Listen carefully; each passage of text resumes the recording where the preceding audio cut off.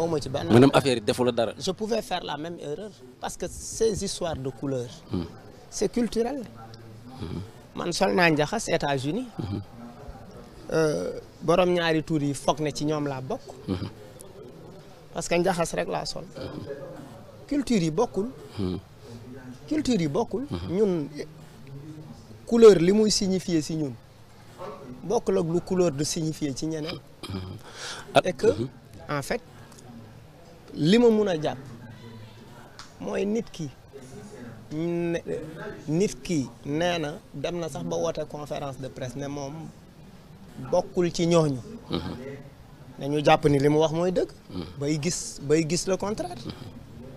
donc ñoo ko déggandoo Fou Malade jàppee li nga xamante nii mooy couleuru góor jigéen yi comme mbirum culture alors que xam na bu baax que ni genre t-shirt yi ay lobby ñoo ko créé muy loo xamante ni yàggul sax et li gën a graaw ci mbir mi mooy Fou Malade dafa ne moom li jabaru Wally Seck wax la gëm c'est-à-dire que ci cas bii nii kàddu ki ñu accusé la gëm muy Wally Seck bi nga xamante ni ba léegi officiellement prononcé wul ci li nga xamante ni mooy mbir mi teewul ni moom Fou Malade gëm na ko mais ci yeneen cas yu ci mel ni pétrole bi ay ministre wala ay directeurs yi nga xamante ne nii da leen di accuser wàllum corruption muy wër fépp di wax que ay sàcc lañ c'est-à-dire que accordeel na Wally Seck présomption d'innocence mais accordeelu ko politiciens yi nga xamante nii ñi ngi ci nguur gi loolee di 2 poids 2 mesures bu ñu sukkandikoo ci ay kàddoom.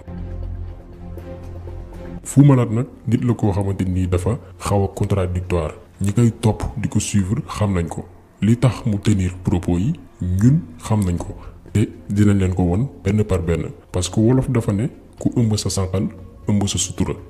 te ku la abali bët fu mu ko neex ngay xool kàddu Fou Malade yi duñu bett parce que comme niñ ko waxee sànq nit la koo xamante ni nii chaque fois da ngay sentir benn contradiction ci ay kàddoom vidéo bi nii benn déclaration la boo xamante ni defoon na ko ci góor jigéen yi ay at ci ginnaaw mu doon dal seen kaw wax ni sax seen cas ci boppam dañ ko war a régler fii ci Sénégal dañ leen di bàyyi ngeen déglu ko te dañuy jéggalu ci yenn kàddu yi nga xamante ni dafa xaw a ñeekas.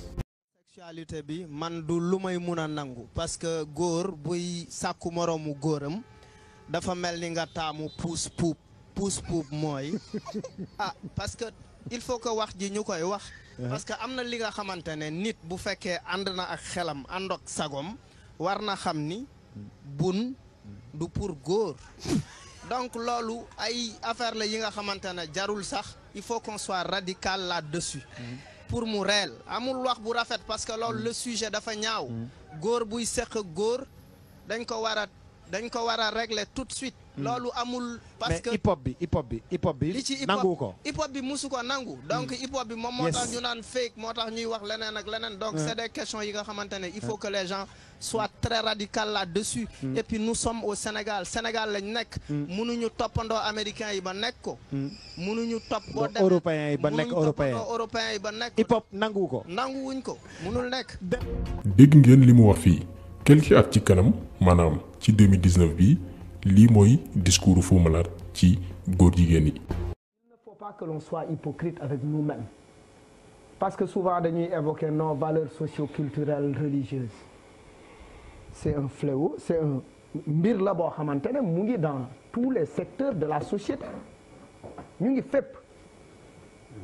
pourquoi on ne l'assume pas pourquoi on ne traite pas la question à notre manière